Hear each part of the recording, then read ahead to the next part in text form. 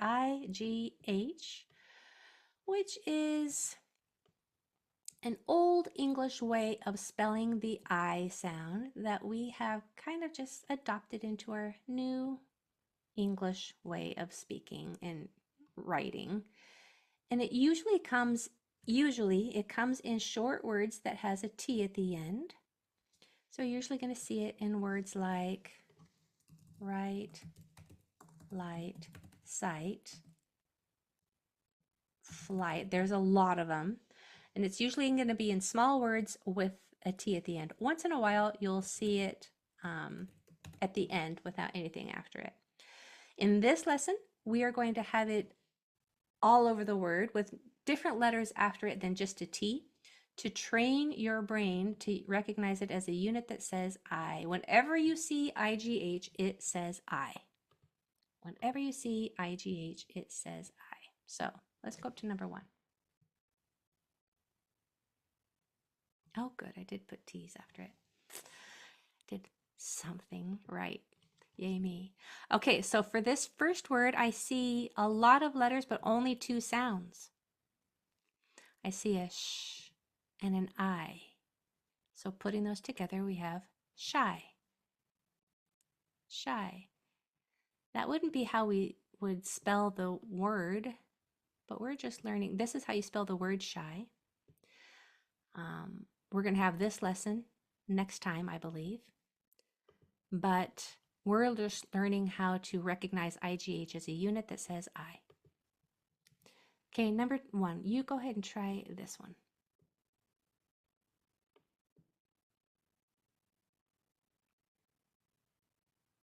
Yeah, so this says ch. This says I. Putting it together, it's chai. Chai, good. Number 2. Here I see my IGH. See, I almost looked for the tap 2 rule, which is kind of my go-to when I'm looking at a vowel. I'm going to look at the next 2 letters. Those 2 letters are consonants, but there are some, this is important, there are some reading rules and reading patterns that trump the tap 2 rule. And we're going to learn one of those this month. 2 of them. This is the first one, I suppose. Some reading patterns trump. I'm not a poker player, but I think that means supersedes, right?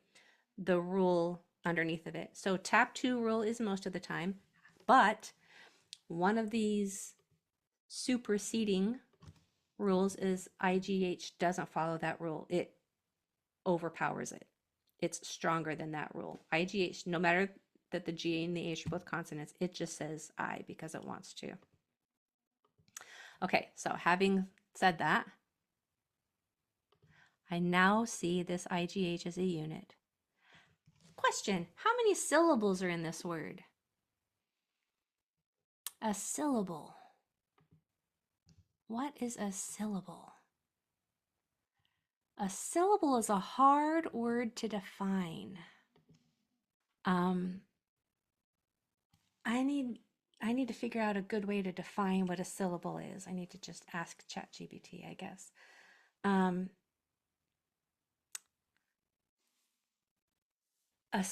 The best way I can describe it in my bad way of describing it is a syllable is a part of a word, a word chunk, a word part that contains a vowel sound. So if there's a word with 2 syllables, it's going to have 2 vowel sounds. If it's a 1-syllable word, it will have 1 vowel sound. Every syllable has to have a vowel. So for an instance, it has more than, yeah, good. So for instance, this word, item, is 2 syllables because there are 2 vowel sounds. I, even though it's 1 letter, that's all it needs. A syllable only needs a vowel, but it has to have a vowel. So item is 2 syllables. I is a syllable, tem is a syllable. So if you can think of a better way to define the word syllable, unmute and let me know. I want to know what that definition might sound like. The best I can do is it's a part of a word that contains a vowel sound. And that part can be the vowel all by itself, or it can be a vowel with a couple consonants around it. But it has to contain a vowel sound. So back to my question back here. How many syllables, now that you know what a syllable it is, it's not a sound, it's not a word, it's a part of a word that contains a vowel sound. How many syllables in straight? Oh, I just said the word. How many syllables in number 2? Yeah. 1. 1 syllable because there's only one vowel sound right here. Okay? So all of the sounds are s, t, I, t. Straight. Straight. It's a 1 syllable word. Go ahead and try yours over here.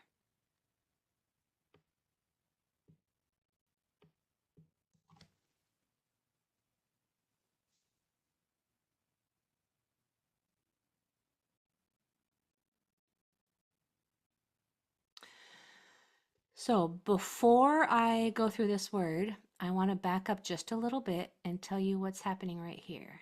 This is called a 3-letter blend. When you have 3 consonants together, it's often a 3-letter blend, and every single letter has its own sound. A 2-letter blend would look like this. A 2-letter consonant blend. This is a 3-letter consonant blend and a 2-letter consonant blend. They each have their own sound. This is called a digraph blend. TH is a digraph. That is making a sound, and then there's an R after it. So it's not a 2-letter blend like this one, it's a digraph blend. And you have to get each sound of each part of that blend. So we have th, I, t, thright. Thright. That's a hard word to say because of that R. Thright. What else do I want to teach you about that? I want to teach you the word digraph just so to make sure that you know what a digraph is. Digraph is a Greek word and it's spelled this way.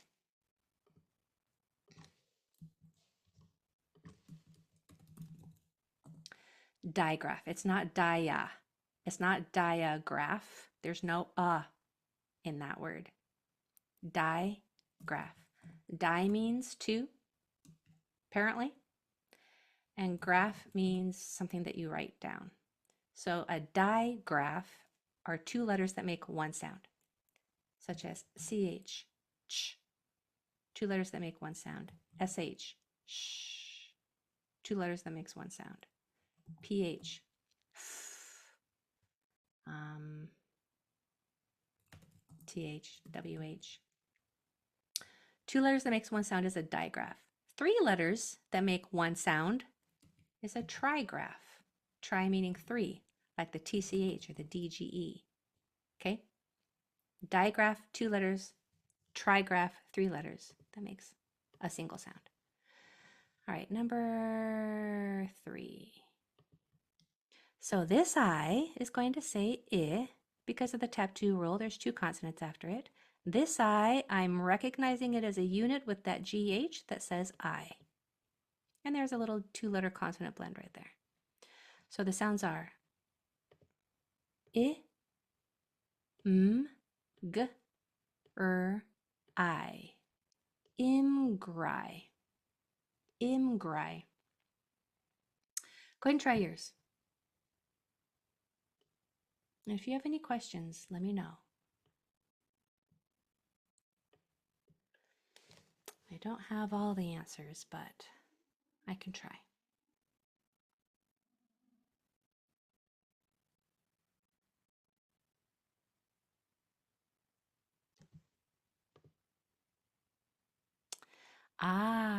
So I got a great question. Would GN be a digraph? Yeah. I'm going to say yeah. I'm not the boss of words or the boss of letters of the universe, but I'm going to say technically it is. So she wanted to know GN as in gnaw or a gnat or gnarly. Is it a digraph? Technically, yeah. They also classify it as a silent letter pair because one of the letters is making its own sound. In digraphs like TH, SH, WH, neither of those letters are making its own sound. So that's why those are slightly different. But technically, yeah, a GN could be a digraph. Same with, in my book, if I get to make the rules, same with a double letter like SS, right? Okay, let's go to your number 3. This I says it because of those two consonants that come after it. IGH, we are learning, says I. So we have I, L, S, T, I. Ilstai, Ilstai. Now I'm going to go nice and slow on number 4. I want you to put, though, in the chat how you did on these first 3.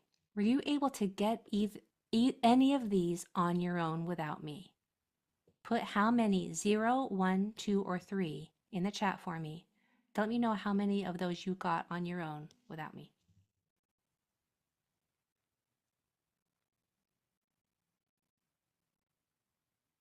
Okay. Thank you. We're going to go really slow on number 4. So I have an I here. I know that because these two letters are consonants. I have an I here because IGH says I. The sounds are F, I, N, P, I, T. I'm going to grab one sound at a time. Fur, fri, frin, frimp, frinpie, frinpite. Go ahead and try yours over here. Take your time.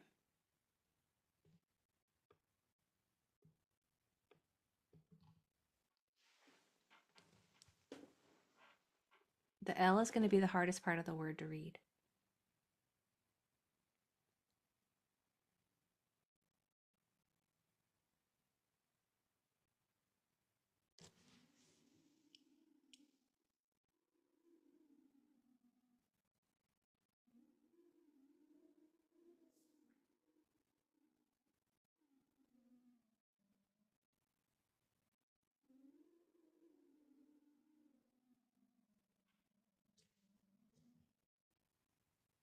Okay. This I will say I. This IGH will say I. We have P, L, I, M, F, I, T. One sound at a time. Pull, ply. No, sorry. Pli. What was I thinking? Don't fire me. I make mistakes all the time too. Pli, plim, plimf, plimfy, plimfight, plimfight. Were you able to get number 4 without me? Put something in the chat and let me know. How was your number 4?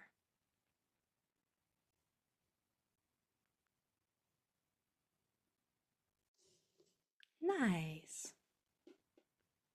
Okay. Okay. All right. I want to do, I'm going to pick one of these to do with you this time. I want to do, good. I want to do number 5, but I want to do it the syllable division way, which is we can have a vowel, consonant, vowel pattern, vowel, consonant, consonant, vowel pattern, or 3 consonants between the vowels. These are something that we can watch out for to make reading a word easier. If you recognize this pattern, you can put that consonant to the end. If there's 2 consonants between the vowels, split them. If there's 3, one goes to the front. So for number 5, let me figure out, we have a vowel, 1, 2, vowel. That's right here. We're going to split it between the consonants right here. Now, I'm going to read this as 2 parts, 2 syllables. Each syllable has its own sound. This is a 2-syllable word. Oh, its own vowel. So this I is going to say I because there are 2 consonants after it. This I is going to say I because of that IGH unit. Syllable number 1. D, I, Drim. Drim. Syllable number 2. I, might. Putting these 2 syllables together. Drimmite. Drimmite. I want to do that again on number 10. But I want you to do it on your own this time. Go ahead.